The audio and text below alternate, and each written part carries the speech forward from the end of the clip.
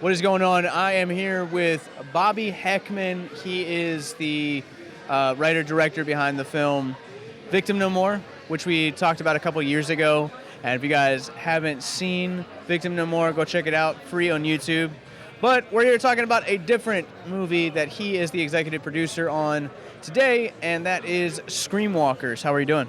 We're doing fantastic.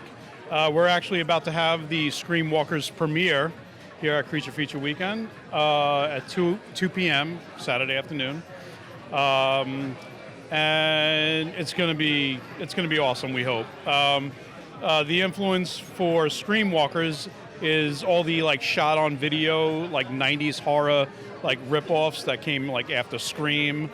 So it's kind of a mix of Scream and Stephen King's Sleepwalkers movie. Which has its own little cult following. So you mash those two things up, you shoot it on it's analog horror, so it's shot on video.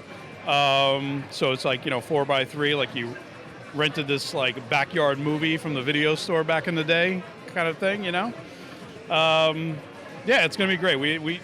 There was a great cast. Some of that cast I'm gonna be bringing over into Victim No More too. And yeah, it's going to be crazy. And there's a mummy in this movie, too. So if that's any, way of getting you to go see this movie, I mean, come on.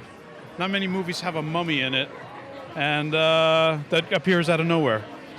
So let me get this straight. So it's got a found footage aspect to it, a little bit of a slasher influence, got a random mummy in it, and it's got a 90s vibe to it. Am I missing anything? It's got some ancient Egyptian cat goddesses also thrown in there. Yeah, the goddess of fertility plays a part in it too. And B movie star who did Sasha Graham is in it, who did a lot of J.R. Bookwalter movies. If you're familiar with his shot on video classics. Let's see what else. No, but it has a very kind of flow and feel of Scream movies, that kind of movie, until things go bonkers and go off in different directions and twists and turns. So obviously producing is a lot different than the writer-director hat, and even minor cameo that you had in Victim No More. But how did you get involved with this project? Sean King, he was the cinematographer for Victim No More, and he wanted to bring... he's a fantastic cinematographer. He's very OCD, which I appreciate, and wants to get lighting and everything perfect and everything, real setups for shooting a 4K, great looking movie. But he wanted to take a step back and do movies that he was influenced by with all the direct-to-video, shot-on-video movies of the 80s and 90s. He wanted to go back to that style when he was a kid shooting things at different locations and backyards and stuff with his buddies. So he's let's go back to doing something like that, but with good actors, and we'll treat it like a real movie. but but it's just going to come off like an old movie you found on public access or something, back in the day.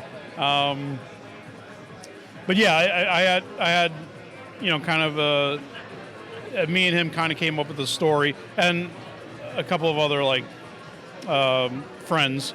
We came up with the story, and he got down and writing and directing it, and shooting it too, and yeah, shooting it on camcorders.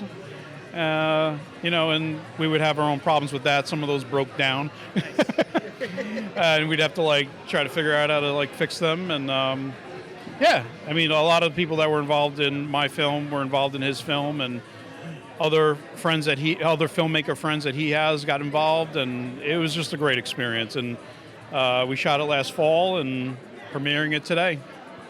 Awesome. Well, I haven't seen it yet, but you guys can stick out the podcast portion of this.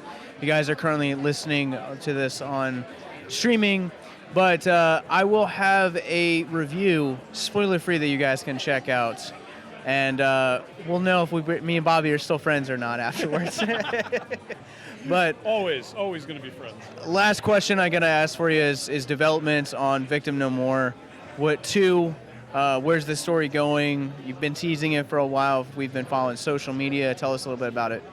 Well, I want to make actually 2 sequels to Victim No More and make it a trilogy, but I want each film to kind of stand on its own, but also and be a little different from each other. So, but also sequels to each other. So the second film that we're preparing, campaign starts September 13th this year. It's a Friday 13th, of course. And it'll be a Friday 13th anthology film.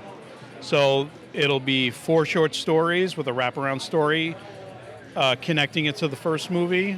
And it'll be, if you've seen the movie Victim No More, you see it ends with well, I don't want to spoil it, I guess. But it'll be about a group of survivors and their origins, basically, and like how they got to the point to the end of the movie of the first movie. So it'll be their backstories. My last question for you: what is one horror movie and/or horror franchise that has had a positive impact on your mental health? Friday the 13th. Anytime I was, depressed or down in my younger years, I would put on Friday the 13th. It would make me smile. It would, all horror movies are always great to like escape to. I mean, all movies really in general are always a great escape. It just takes you out of your own life and you get, emotionally attached to characters in other movies and situations, and you escape for a little while. And but Friday the 13th is always, those messages of like standing up against evil and stuff like that. I was always rooting for like the final girls or final boys in movies and in those movies, and taking down the bad guy at the end, even though he'll return in the sequel. But it's still, it was inspiring in a way. I know back then we didn't really look at it that, we used to look like trashy horror movies, but like now you look back on those movies and you're saying like, oh, these were like strong characters. They gathered their shit together, and can I say shit? Okay. Stand up against evil and face adversity and their fears and try to conquer them by the end of the movie, and it can be just as inspiring as a superhero movie sometimes, Well, Bobby, I thank you. Movies are called Screamwalkers and Victim No More. Check out Victim No More on YouTube. If you guys are watching this on YouTube, stick to the end of the video and we'll link it here.